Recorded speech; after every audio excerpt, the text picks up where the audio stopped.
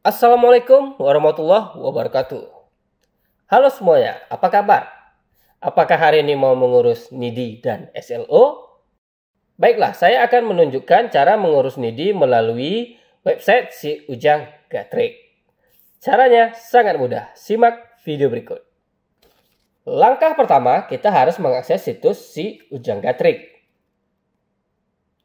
Jika belum memiliki akun, kita harus mendaftarkan diri terlebih dahulu. Untuk caranya, ikuti langkah berikut. Nah, kita akan diarahkan ke halaman registrasi akun pengguna. Jadi siapkanlah identitas atau KTP yang akan kita daftarkan untuk membuat akun pengguna. Untuk identitas pengguna, kita akan memilih perseorangan atau badan usaha. Karena saya akan mendaftarkan untuk diri saya sendiri, maka saya akan memilih perseorangan. Masukkan nama perseorangan. Nama ini sesuai dengan KTP.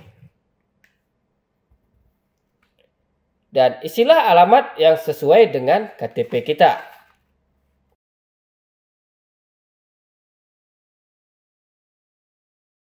Untuk bagian B atau data pengguna perseorangan, isikan juga sesuai dengan KTP yang akan kita daftarkan untuk memiliki akun di si Ujang Gathrik.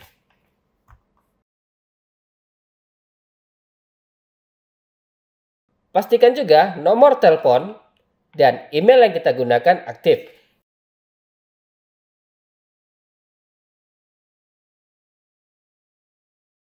Lalu kita akan membuat akun di website si Ujang Gathrik.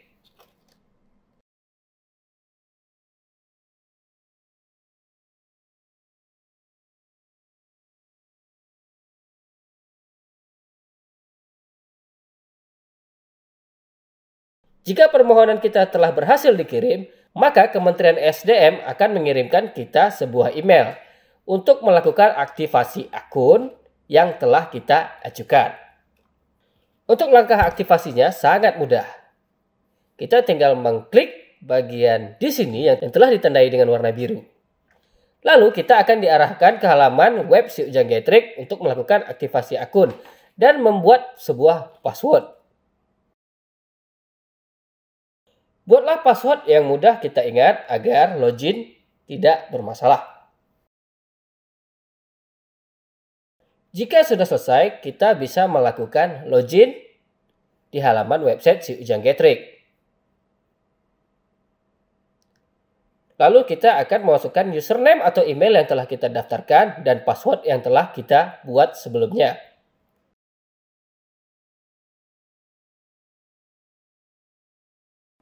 Setelah login, kita akan diarahkan ke halaman jalan pintas permohonan. Di sini ada permohonan NIDI dan permohonan SLO. Sebelum mendapatkan SLO, kita harus mendapatkan NIDI terlebih dahulu. Jadi pilih permohonan untuk mengajukan NIDI. Selanjutnya, kita akan diarahkan ke layanan jasa pembangunan dan pemasangan instalasi tenaga listrik. Untuk bagian A atau tipe layanan pembangunan pemasangan, sebaiknya disesuaikan dengan yang kita ajukan. Karena di sini saya mau mengajukan instalasi listrik baru, maka saya akan memilih instalasi listrik baru. Untuk bagian B, identitas pemohon atau pemilik instalasi, sebagai catatan, identitas pemohon akan tertampil sebagai pemilik instalasi pada NIDI yang tercetak dan juga menjadi informasi pemilik instalasi pada saat permohonan SLO. Sehingga pastikan data yang diinput adalah data yang benar dan sesuai. Jika data yang akan kita ajukan sama dengan data akun yang kita buat untuk membuat akun di website si Ujang Gathrik, maka kita harus mencentang sama dengan data akun. Dan pilihlah perseorangan atau badan usaha. Karena di sini saya perseorangan, maka saya memilih perseorangan. Jika saya mencentang sama dengan data akun, maka sistem akan langsung otomatis mengisi data yang sebelumnya telah saya isi. Kecuali nomor identitas. Saya harus menginput lagi nomor identitas yang ingin saya daftarkan.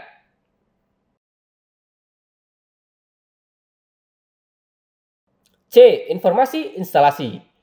Sebagai catatan, nama instalasi dipakai untuk cetak NIDI hingga SLO. Pastikan nama instalasi sesuai dengan instalasi.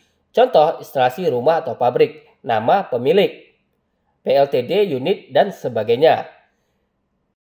Jadi untuk nama instalasi saya samakan dengan data di atas. Lalu lokasi instalasi. Pilihlah lokasi instalasi yang sesuai dengan data yang kita ajukan.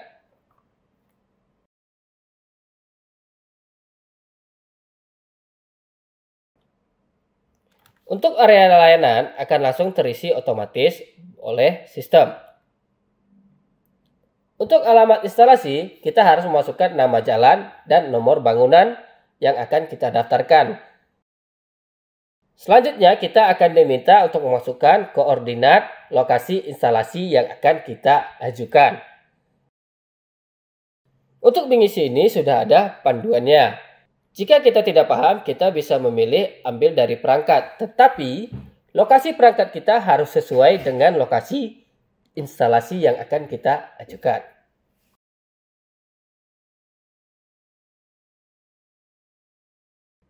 Selanjutnya, isikan nomor handphone kita.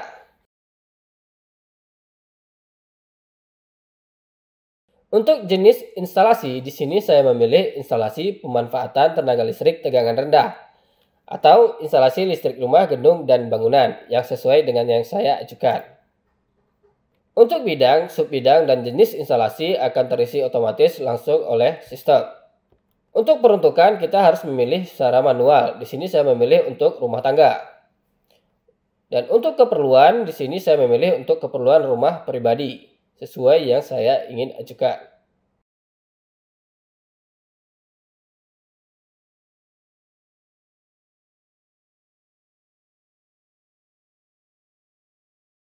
Untuk besar kapasitas atau daya atau panjang saluran, saya memilih pasca bayar 2200.